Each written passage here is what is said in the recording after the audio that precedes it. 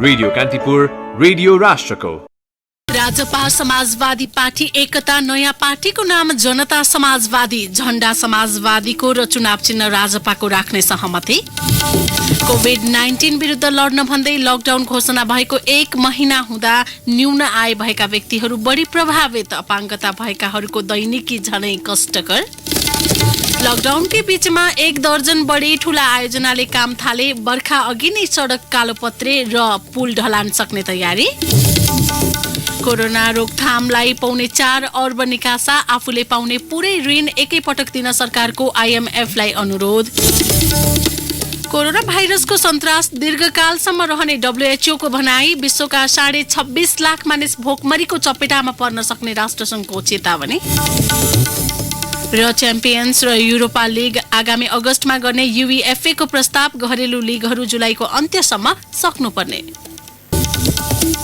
नमस्कार, कान्तिपुर डायरीका साथमा साथी बासु र म इन्द्रलक्ष्मी। समाचार अब विस्तारमा। प्रधानमन्त्री केपी शर्मा ओलीले पार्टी विभाजनका लागि रचेको ग्रान्ड डिजाइन असफल पार्न भन्दै समाजवादी र राजपाले गैराती 2 दल एकीकरणको सहमति गरेका छन्। राजनीतिक दल विभाजनका लागि बाटो खोल्ने गरी सरकारले अध्यादेश जारी गरे लगत्तै समाजवादीका असन्तुष्ट नेताहरू पार्टी छाड्ने तयारीमा थिए। आज बिहानसम्म पार्टीबाट नेताहरू अलगिने सूचना पाएपछि समाजवादी र राजपाले हिजो राति करिब 11 बजे एकताको सहमति पत्रमा हस्ताक्षर गरेका हुन्। एकीकृत पार्टीको नाम जनता समाजवादी पार्टी राखिएको छ। झण्डा यसअघि समाजवादीले प्रयोग गरेको हुनेछ भने चुनाव चिन्ह राजपाले प्रयोग गर्दै आएको छाता हुनेछ। पार्टी एकताको जानकारी आज निर्वाचन आयोगले दिने भएका छन्। समाजवादी पार्टीका सहअध्यक्ष राजेन्द्र श्रेष्ठले 2 दलको एकताले पार्टी विभाजन गर्ने प्रधानमन्त्री ओलीको डिजाइन असफल बनाएको प्रतिक्रिया दिनुभयो।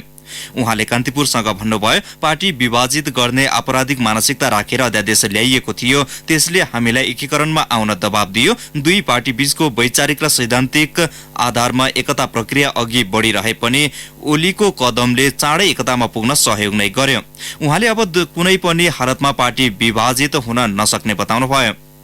उहाँले भन्नुभयो, सरकार सञ्चालनमा आफू असफल साबित भएपछि पार्टी विभाजित गर्ने मनसायका साथ त्यस्तो अध्यादेश ल्याइएको थियो। उनको योजनालाई असफल बनाउन सफल भयो। एकता नै नभएको भए पनि विभाजित गर्न सक्दैनथे। राजपा नेता राजेन्द्र महतोले लामो समयदेखि अल्झिएको 2 दलको एकता प्रक्रियालाई टुङ्ग्याइएको र मुलुकमा वैकल्पिक शक्ति निर्माणको बाटो खुल्ला भएको बताउनुभयो।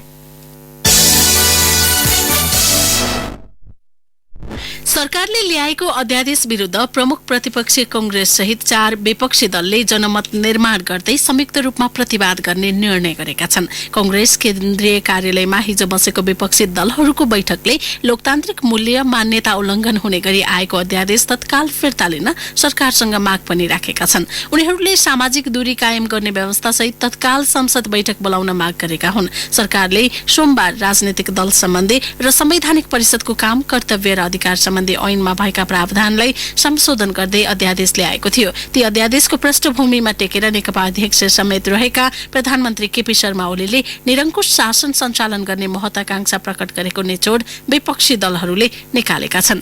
राजनीतिक दल सम्बन्धी ऐन कुनै एउटा व्यक्ति विशेषले संशोधन गर्न नसक्ने भन्दै सो कदमको 4 दलले भत्सर्ना गरेका हुन्। प्रतिपक्षी दलको नेता बिनै संवैधानिक परिषदको बैठक बस्न सक्ने गरी ल्याइएको अध्यादेशले शक्ति पृथकीकरणको मान्यतालाई ध्वस्त बनाउने उनीहरूको निचोड छ। 2062-63 को आन्दोलनका उपलब्धिलाई समाप्त पार्ने गरी राजनीतिक दल सम्बन्धी अध्यादेश आएको उनीहरूको ठम्याइ छ। छोटो समयमै सरकार फेरबदल हुने र त्यसले उत्पन्न गराउने राजनीतिक अस्थिरतालाई नियन्त्रण गर्न दल विभाजन सम्बन्धी प्रावधानलाई कानूनमा कडाई गरिएको थियो। दल विभाजन गर्न संसदीय दल र केन्द्रीय कार्य समितिमा 40% पुर्याउनु पर्ने व्यवस्थालाई अध्यादेश मार्फत संशोधन गर्दै अब कुनै एकमा 40% पुर्याए हुने व्यवस्था गरिएको हो।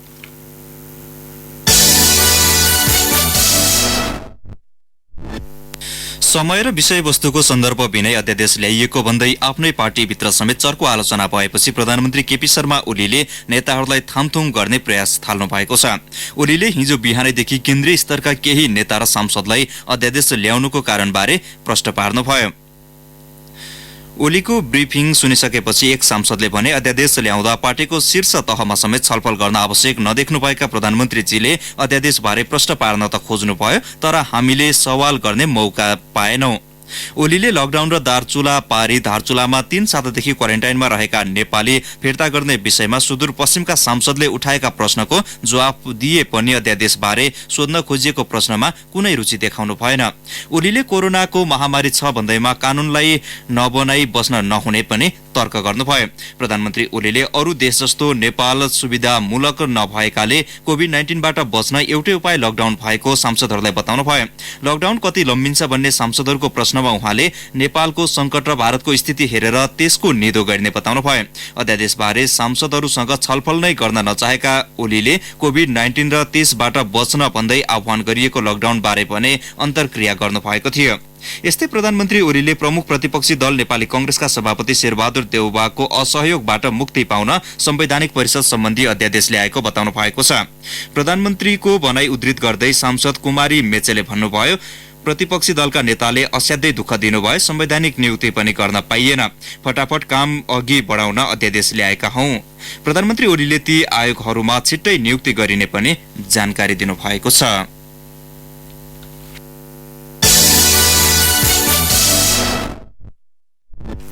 नेकपा स्थायी कमिटिका बहुमत सदस्य राजनैतिक दल विभाजनका लागि सहज हुने र संवैधानिक परिषदको भूमिका कमजोर पार्ने गरी ल्याइएका दुवै अध्यादेश खारेजीको पक्षमा पनि उभिएका छन्। सचिवालय सहित हाल कायम 44 सदस्यीय स्थायी कमिटिका 20 सदस्यले विधेयक खारेजीको माग गर्दै स्थायी कमिटी बैठक समेत बोलाउन हिजो हस्ताक्षर सहित लिखित पत्र पार्टीमा बुझाएका छन्। अध्यक्षलाई पत्र पठाउनेमा पूर्व माओवादी समूहका गणेश शाह, चक्रपाणी खनाल, जनार्दन शर्मा, टोपबहादुर रायमाझी, देवेन्द्र पौडेल, देव गुरुङ, पम्फा भूषाल, हरिबोल गजुरेल, मातृका यादव, मणि थापा र लीलामणि पोखरेल गरी 11 जना छन्। त्यस्तै माधव नेपाल पक्षबाट अष्टलक्ष्मी साक्य, गोकर्ण विष्ट, सुरेन्द्र पाण्डे, वेदुराम भूषाल, मुकुन्द नेउपाने, भीम रावल, भीम आचार्य, रघुजी पन्त र युवराज गेवाली गरी 9 जना रहेका छन्।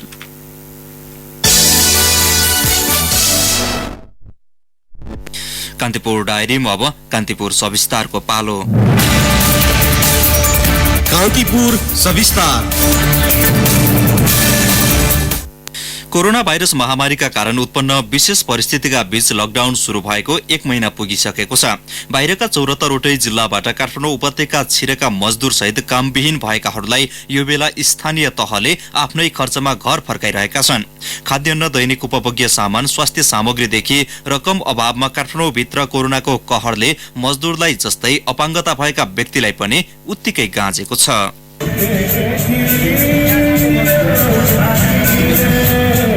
एक महिना भयो काठमाडौँका व्यस्त सडकमा यसरी आफ्नो कला प्रस्तुत गर्न नपाएको। चोक, सडक, मन्दिर छेउ मादलको तालमा मिसिएको आवाज सुनेर भाइ बहिनी भनेर मायाले बोलाउँदै सहयोग गर्नेहरूको न्यानो स्पर्श नपाएको। चैत 11 अघि काठमाडौँका सडकहरू खुला थिए र त गाडीको आवाज सुनिन्थ्यो। सटरहरू माथि तानिएका थिए र त मान्छेहरू आउजाउ गर्थे। काठमाडौँ खुला थियो र त मान्छेको ओहोर दोहोर थामिन सक्नु थियो। लाखौंको भीड़मा 2-4 जनाको नजर पर्थ्यो, त्यही भएर गुजारा चलाउन सजिलो थियो। अहिले त लकडाउन छ, त्यही भीड़मा रोजीरोटी खोज्ने दृष्टिविहीन भीमबहादुर बिसी। अब त साँझ के खाम बिहान के खाम भन्ने अवस्था पनि पुगिसक्यो। किनभने कोठा भाडा लिइकन बस्नु पर्दाको अवस्था पनि एकदमै गाह्रो नै छ। त्यही दैनिकी 200-250-300 रुपियाँ सडकमा गिरिरहेको कारण त्यहीबाट आर्थिक आमदानी हुन्थ्यो र मेरो परिवार, मेरो 3टा बालबच्चा र मेरो श्रीमती यहीबाट लालन पालन गर्दै आउँदा के गरौँ भन्ने भइराखेको छ। भीमबहादुर जस्तै जोरपाटी क्षेत्रमा बसोबास गर्ने करिब 50 जना अपाङ्गता भएकाको परिवार यो बेला बिलखबन्दमा छ। जम्मा भएको सीमित रकम सकिएसँगै रित्तिएको भान्सा र पातलिँदै गएका मनकारीहरूको उपस्थितिले उनीहरूको पीडा थप बल्झाएको छ। काठमाडौँको जोरपाटी बस्ने देवराज विश्वकर्मा र कपनका सोमनाथ राईलाई आजभोलि उज्यालो नै डरलाग्दो लाग्छ रे। कोही सहयोगी दाता सहयोग गर्नुहुन्छ भने सहयोग गरिदिनु होला। म एक्लो जानेन, मेरो बालबच्चा, मेरो श्रीमती पनि छ। चोकहरूमा गीत गाएर जीविकोपार्जन गर्ने नदेख्ने अपाङ्गहरूलाई झन् निकै एकदम नै कष्टकर भइरहेको छ। जसरी भोट माग्न आउँदाखेरि घर घर गएर बुझेर उतै गर्नु व्यवस्था, त्यो व्यवस्थाले बुझेदेखि चाहिँ राम्रो हुन्थ्यो होला जस्तो लाग्छ। फरक फरक अपाङ्गताका कारण पनि समस्या निम्त्याएको पाइन्छ। दृष्टिविहीनहरूको चाहनासँग कान नसुन्नेहरूको इच्छा मेल नखानाले सबैका लागि फरक जोहो गरिदिन कठिन देखिन्छ। युवा अपाङ्ग संगठन नेपालका अध्यक्ष प्रकाश श्रेष्ठ पनि सहयोगका लागि प्रयास भइरहेको बताउँछन्। अपाङ्गता भएका साथीहरूलाई यतिखेर अब तपाईँको साधनहरू नचलेको अवस्थामा भत्ताको लागि चाहिँ ब्याङ्कमा लिन जान पर्यो भने पनि तपाईँको लगिदिने सहयोगीहरू पनि नभएको अवस्था छ कि। अर्को कुरा चाहिँ तपाईँको ओडाले समयमा भत्ताहरू पनि सम्बन्धित ब्याङ्कमा भएको साथीहरूको ब्याङ्क खातामा नहालिदिएको अवस्था छ, किनकि लकडाउन त 81 भएको हो होइन, सरकारले कुनै पूर्व तयारी गरेर भएको होइन। कतिपय अपाङ्ग साथीहरूले भत्ता पाएको अवस्थामा पनि सम्बन्धित ओडाबाट चाहिँ ब्याङ्कहरूमा नगएको अवस्था। कोरोना संक्रमणले मुलुक नै लकडाउनमा रहेका बेला स्थानीय ओडाले दिएको राहत अपुग रहेको उनीहरू बताउँछन्। तर गोकर्णेश्वर नगरपालिका वडा नम्बर 6 का वडा अध्यक्ष रमेश अर्याल सो मान्न तयार छैनन्। अपाङ्गता भएको व्यक्तिलाई विशेष प्रायोरिटीका वास्तविक पीडितलाई मैले घरमै लगाएर पनि दिएको छु। अब उहाँहरू कसैले मेरो वडामा मैले खाना पाएको छैन भनेर भन्नुहुन्छ भने मेरो मोबाइल नम्बर 9841 फेरि 41 17 57 41 17 57 मा कन्ट्याक्ट गर्नुभयो भने म उहाँहरूलाई जसरी पनि पुर्याउँछु। राहत वितरण प्रभावकारी बनाएको दावी गर्दै आएको केन्द्र सरकारले अपाङ्गता भएकाहरूको समस्या बारे जानकार रहेको र समस्या समाधानका लागि स्थानीय तहहरूसँग समन्वय जारी राखेको बताएको छ। महिला बालबालिका तथा ज्येष्ठ नागरिक मन्त्रालयका प्रवक्ता ज्ञानेन्द्र पौडेल अपाङ्गता भएका व्यक्तिहरूको पहिलो प्राथमिकता जुन चाहिँ संरक्षण नभएकाहरूको हकमा प्राथमिकता दिएर पहिलो प्रायोरिटी स्वास्थ्य सामग्रीहरू उपलब्ध गराउने र दोस्रो कुरो अनि उहाँहरूको चाहिँ भरण पोषणको लागि आवश्यक समन्वय गरेका छौँ। त्यो पनि स्थानीय तहसँग अब अरू सङ्घ संस्थाहरूसँग चाहिँ उहाँहरूलाई भोकै बस्नु नपरोस् भनेर हामी गरेका छौँ। अरू स्वास्थ्य उपचारको चाहिँ कुनै जरुरी पर्यो भने त्यो पनि हामी काम गरेका छौँ। लकडाउनका समय राहत सामग्री वितरण भएको ठाउँसम्म जान उनीहरूका खुट्टा चल्दैनन्। राहतको प्याकेज घोषणा बारे सरकारले जारी गरेको सूचना उनीहरू देख्दैनन्। स्थानीय तहले कोरोना बारे टोल टोल घुम्दै गरेको माइकिङ उनीहरू सुन्दैनन्। सायद त्यही भएर राहतको प्याकेट उनीहरूको ढोकासम्म आइपुग्दैन। अपाङ्गता भएका जो कोही व्यक्तिको समस्या सम्बोधन हुने गरी फरक कार्यविधि मात्र होइन, सहयोगी हातहरूको उपस्थिति पनि बाक्लै आवश्यक छ। रेडियो कान्तिपुरका लागि दिवा भट्टराई। कान्तिपुर सविस्तार। कान्तिपुर डायरीमा अब ब्रेकको पालो। ब्रेकपछि अब बाँकी प्रसंग। जन्मदिने आमाप्रति श्रद्धा, भक्ति, सम्मान र आदर व्यक्त गरी आज माता तीर्थ औँसी मनाइँदैछ। प्रत्येक वर्षको वैशाख कृष्ण औँसीका दिन आमाप्रति श्रद्धा भाव प्रकट गर्दै यो पर्व मनाउने गरिन्छ। आज बिहान सबेरै स्नान गरी आमालाई यथाशक्य उपहार दिने, विभिन्न मिष्ठान्न खुवाई आमाको मुख हेर्ने र आशीर्वाद लिने चलन रहेको छ। आजकै दिन भक्तपुरका नेवार समुदायले हनुमान घाटमा गई आमाको सम्झनामा श्राद्ध एवं तर्पण दिने चलन पनि छ। हिन्दू शास्त्रमा समेत जन्म दिने आमा र जन्मभूमिलाई स्वर्ग भन्दा पनि ठूलो भनी वर्णन गरिएको पञ्चाङ्ग निर्णायक समितिका अध्यक्ष प्राध्यापक डाक्टर रामचन्द्र गौतमले बताउनुभयो।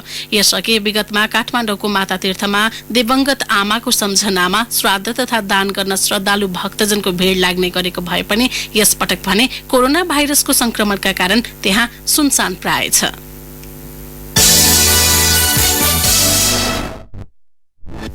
लोकतन्त्र स्थापना भएको 13 वर्ष पूरा भएको छ। ठिक 14 वर्ष अघि यही दिन राजाको प्रत्यक्ष शासन अन्त्य भई मुलुकले संघीय लोकतान्त्रिक गणतन्त्रको यात्रा प्रारम्भ गरेको थियो। तत्कालीन सशस्त्र युद्धरत नेकपा माओवादी र 7 राजनीतिक दल बीच सम्पन्न 12 बुँदे सम्झौताको जगमा 19 दिने जनआन्दोलनले राजतन्त्र मात्रै ठालेन, संविधान सभाबाट बनाउने संविधान 2007 सालदेखिका अधुरा सपना पूरा गर्ने यात्रा पनि सुरु गर्यो। संविधान जारी गर्ने त्यो यात्रा गन्तव्यमा पुगेर मुलुक नयाँ शासन प्रणालीमा प्रवेश गर्यो। संघ प्रदेश र स्थानीय तहका निर्वाचन सम्पन्न भए, नागरिकले नजिकको सरकार पाए, तर आफू सम्पन्न भएको र जीवनस्तर माथि उठेको अनुभव भने गर्न पाएका छैनन्। व्यवस्था परिवर्तन र राजनीतिक अधिकारसँगै आर्थिक क्रान्तिको मार्ग अझै अघि बढ्न सकेको छैन। 14औं लोकतन्त्र दिवस मनाइरहँदा नागरिकका धेरै गुनासा सडकमा पोखिन थालेका छन्। लोकतन्त्रले के दियो र भन्ने खालका भुइँ मान्छेका प्रतिक्रियाले परिवर्तित राजनीतिक व्यवस्था विरुद्ध खिल्ली उडाउनेलाई मौका मिलेको छ। संविधान र कानूनमा अधिकारको ग्यारेन्टी गरेर मात्रै मुलुकले आर्थिक सम्पन्नता हासिल गर्न सक्दैन। संघीयता, गणतन्त्र, समावेशिता र धर्मनिरपेक्षता आफैमा यान्त्रिक वस्तु होइनन्, बहुसंख्यक जनताले स्वीकार गरेको व्यवस्था हो। व्यवस्था आफैले कुनै आकार बदलेर आम नागरिकलाई समृद्धि र सुख दिन सक्दैन। यसलाई हाँक्ने राजनीतिक नेतृत्वले हो। तर यतिका समय बित्दा पनि जनताले निष्फिक्री साथ राजनीतिक दल र तिनका नेतृत्वप्रति गौरव गर्न सकेका छैनन्। 2063 वैशाख 11 गते स्वतन्त्रताको खुसियालीमा सडकहरू सप्तरङ्गी बनेका थिए। 14औं वर्षमा आइपुग्दा नपुग्दै 30 रङहरू फिक्का बनेका छन्। सरकारले 1 महिनाभित्र देशभर 50,000 पीसीआर परीक्षण गर्ने भएको छ। उदयपुरमा कोभिड-19 को संक्रमण समुदायमा सरेपछि त्यहाँ सहित देशभरको वास्तविक स्थिति पत्ता लगाउन परीक्षणलाई व्यापकता दिन लागि हो। सो क्षेत्रमा संक्रमण कुन हदसम्म फैलिएको छ भन्ने बारे हाल एक संयन्त्र प्रयोग गरिएको एपिडेमियोलोजी तथा रोग नियन्त्रण महाशाखाका निर्देशक डाक्टर वासुदेव पाण्डेले बताउनुभयो। उहाँले भन्नुभयो, उदयपुरमा देखिएको संक्रमण कहाँसम्म फैलिएको छ भन्ने बारे विस्तृत रूपमा खोज्न एउटा विशेष टोली खटिएको छ। अहिले देखिएको संक्रमणको अवधि पत्ता लगाउनु आवश्यक रहेकोमा उहाँले जोड दिनुभयो। विज्ञहरूले जति धेरै पीसीआर परीक्षण गर्यो उति नै संक्रमणको अवस्थाबारे थाहा हुने बताउँदै आएका छन्। यस्तै 19 दिनअघि मुलुक संक्रमणको दोस्रो चरणमा गएको थियो। दुबईबाट फर्किएका कैलालीका एक युवकमा कोरोना संक्रमण देखिएको थियो। भ्रमण इतिहास नरहेको निजुकी 34 वर्षीय भाउजूमा समेत पीसीआर पोजिटिभ देखिएपछि नेपालमा कोरोना संक्रमण दोस्रो चरणमा गएको सरकारले जनाएको थियो। मंगलबार उदयपुरमा थप 11 जनामा संक्रमण देखियो। सो पश्चात केही विज्ञले संक्रमण समुदायसम्म पुगेको भन्दै त्यसलाई तेस्रो चरणसम्म भनेका छन्। यद्यपि संक्रमण दोस्रो वा तेस्रो चरणमा हो भन्ने बारे विज्ञहरूको एकमत भन्ने देखिएको छैन। स्वास्थ्य मन्त्रालयका अनुसार उदयपुरका संक्रमित 24 जनाको कन्ट्र्याक्ट ट्रेसिङको प्रतिवेदन आएपछि सरकारले संक्रमणको विस्तार बारे थप स्पष्ट पार्नेछ।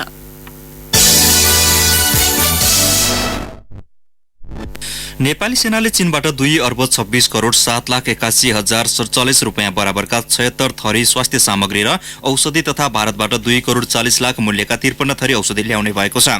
सेनाले चीनको सरकारी कम्पनी चाइना साइनोफर्म इन्टरनेशनल कर्पोरेसनसँग आइतबार सम्झौता गरेको थियो। नेपालका तर्फबाट सेनाका सम्भारथी प्रभुराम शर्मा र चीनका तर्फबाट त्यहाँका वाणिज्य मन्त्रालयका प्रतिनिधि बीच सम्झौता भएको सैनिक प्रवक्ता विज्ञानदेव पाण्डेले जानकारी दिनुभयो।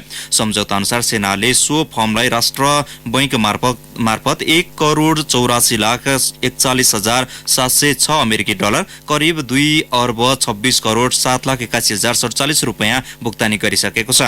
2 दिनभित्र रकम भुक्तानी गर्नुपर्ने सम्झौताको प्रावधान अनुसार सेनाले भुक्तानी गरेको हो। मन्त्री परिषदले चैत 16 को निर्णय अनुसार स्वास्थ्य मन्त्रालयसँग समन्वय गरेर कोभिड-19 रोकथाम र नियन्त्रणका लागि G2G प्रक्रिया अनुसार सामग्री ल्याउन सेनालाई निर्देशन दिएको थियो।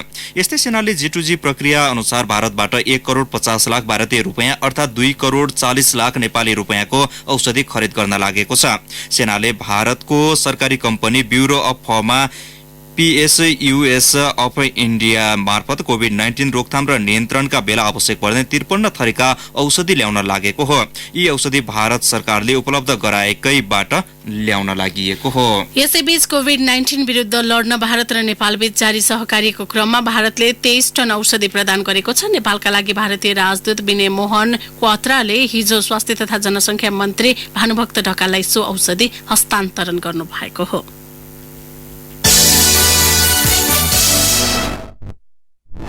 आन्तरिक उडानमा रहेको श्री एयरलाइन्सले पूर्वी एसिया, दक्षिण एसिया र मध्यपूर्वी क्षेत्रमा कार्गो उडानको अनुमति पाएको छ।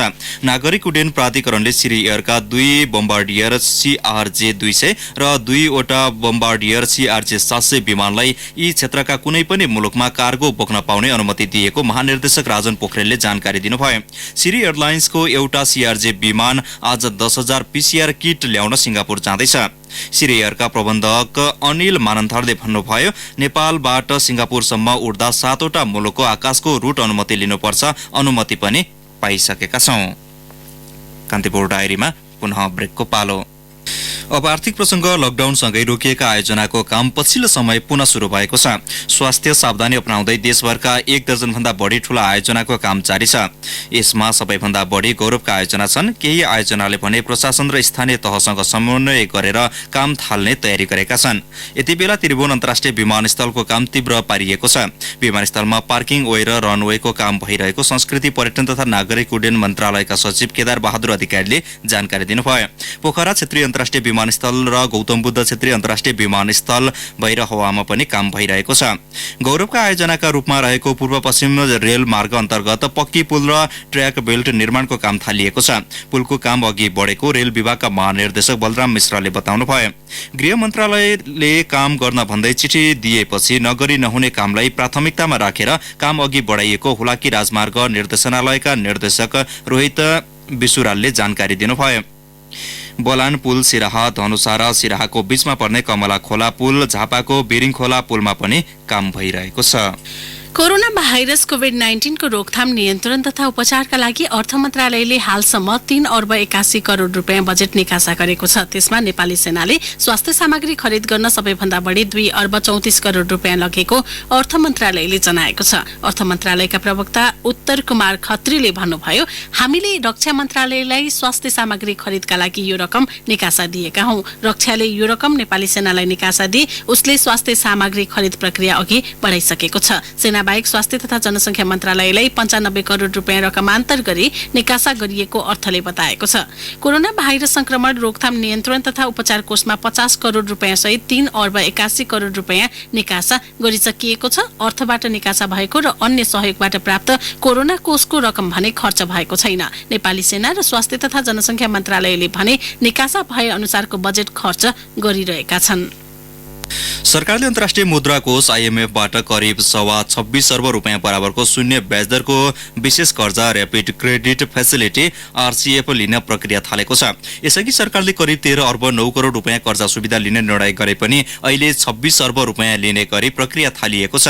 सरकारले चैत 18 मा राष्ट्रलाई प्राप्त कोटाको 50% बराबर मात्र कर्जा सुविधा लिने निर्णय गरेको थियो।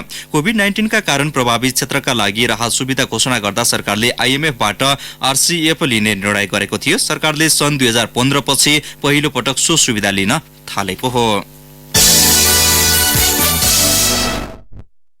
अब अन्तर्राष्ट्रिय प्रसंग विश्व स्वास्थ्य संगठन WHO ले कोरोना भाइरसको सन्तास दीर्घकालसम्म रहने चेतावनी दिएको छ। WHO का प्रमुख टेड्रोस अधानोम घेब्रेयेससले अफ्रिका, मध्य तथा दक्षिण अमेरिकामा भाइरस संक्रमणले जोखिम निम्त्याएको हुँदा विश्वमै लामो समयसम्म यसको प्रभाव रहिरहने बताउनु भएको हो। यस्तै कोरोना कहरका कारण विश्वमा भोकमरीको अवस्था 2 गुणाले बढ्न सक्ने राष्ट्रसंघले चेतावनी दिएको छ, जसका कारण 26.5 करोड मानिस खतरामा रहेको राष्ट्रसंघको भनाइ छ।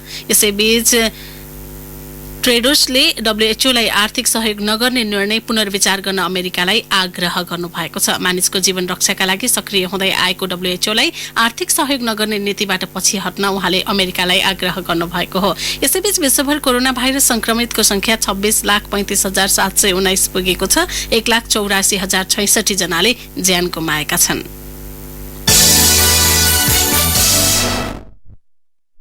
अब खेल प्रसंग युरोपको प्रतिष्ठित लीग प्रतियोगिता च्याम्पियन्स लीग र युरोपा लीग आगामी अगस्तमा गर्ने नयाँ प्रस्ताव आएको छ। युरोपेली फुटबल महासंघ UEFA ले आफ्ना 55 फुटबल संघका सदस्यहरूसँग गरेको पछिल्लो छलफलमा यस्तो प्रस्ताव गरेको हो। सन् 2019-20 को सिजनको अन्त्य कसरी गर्ने भन्ने बारे UEFA ले हिजो छलफल चलाएको थियो। उसले जुन, जुलाई र अगस्त बाँकी नै रहेकाले प्रतियोगिताहरू आयोजना गर्न अप्ठ्यारो नपर्ने तर्क गरेको थियो। तर त्यसअघि सदस्य राष्ट्रहरूको घरेलु लीग जुलाईको अन्त्यसम्म गरिसक्नु पर्नेछ। छलफलमा कुनै सहमति नजुटे पनि सबै विकल्पमा जान सकिने UEFA को प्रस्ताव छ। त्यसका लागि दुवै प्रतियोगिताका क्वार्टर फाइनल र सेमी फाइनल अगस्तको मध्यसम्म गरिसक्नु पर्नेछ। कोभिड-19 का कारण अहिले युरोपको फुटबल ठप्प छ। अब मौसम सम्बन्धी जानकारी। काठमाडौँ उपत्यका लगायत मुलुकका अधिकांश स्थानमा आज आंशिक बदली रहने जल तथा मौसम पूर्वानुमान महाशाखाले जनाएको छ। पहाडी भूभाग र पूर्वी तराईका केही स्थानमा मेघ गर्जन, चट्याङ, हावाहुरी र असिनासहित वर्षाको सम्भावना रहेको महाशाखाले जनाएको छ। केही बेर अघि 11.5 डिग्री सेल्सियस मापन गरिएको काठमाडौँ उपत्यकाको अधिकतम तापक्रम आज 23 डिग्री सेल्सियससम्म पुग्नेछ। सूर्योदय बिहान 5:31 भयो भने सूर्यास्त भरे साँझ 6:33 हुनेछ। अब एउटा जानकारी। अहिले केही बेरमा प्रसारण हुने कार्यक्रम द हेडलाइनर्समा आज हामी लोकतन्त्र दिवसको सन्दर्भ पारेर विश्लेषक एवं नागरिक अगुवा पुरुषोत्तम दाहालसँग कुराकानी गर्दैछौँ। सुन्न नभुल्नुहोला। हवस्, यिनै प्रसङ्गसँगै कान्तिपुर डायरीको यो बुलेटिन यही सकिन्छ। साथी बासु र म इन्द्रलक्ष्मी बिदा हुन्छौँ। नमस्कार।